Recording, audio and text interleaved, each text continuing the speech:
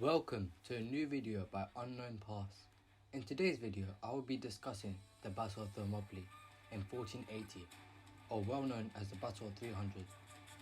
The first thing I want to go with is some misconceptions. So since the movie 300 came out in 2006 and its sequel 300 Rise of the Empire came out in 2014, there's been a lot of misconceptions among the people. For example, one of the biggest problems is the size of the armies, such as the Persian army. The Persians was not in the millions, but closer to 200,000, and the Greeks were close to 7,000. The battle was between the Persian army and the invasion of Greece. This battle took place approximately the same time as the naval battle of Artemisia.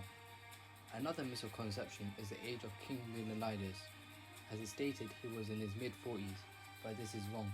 He was in his mid-60s. Furthermore, a Greek traitor named Ephialtes betrayed the Spartans by telling the leader of the Persians, who was Xerxes. Ephialtes told him the mountain pass to go behind the Greek forces so they could take the upper hand in the battlefield. Therefore, Xerxes sent over 20,000 men and his loyal commander Hydarnes. He was an intelligent man who understood warfare, and he held a pure hatred against the Greeks, especially the Spartans. Hydarnes was commanded to wipe out the Spartans and take their women and children as slaves. After 3 days, Hydarnes learned that Spartans weren't at the gateway, and instead they were another Greek force called the Phocians, which weren't Spartans but had alliance with them, so he defeated the Phocians. The Spartans actually went to a nearby hill to make their defense system because they found out that the Persians knew a secret passage through the mountain pass, so they planned an attack against the Persians. But unfortunately, Hydarnes learned where the Spartans held their cover, and he ordered the soldiers to shoot 1,000 arrows at them. The sun was no more, as the arrows blocked every inch of sunlight and turned day into night. After wave, the arrows stopped. The Persians quickly went to encircle King Leonidas and his troops.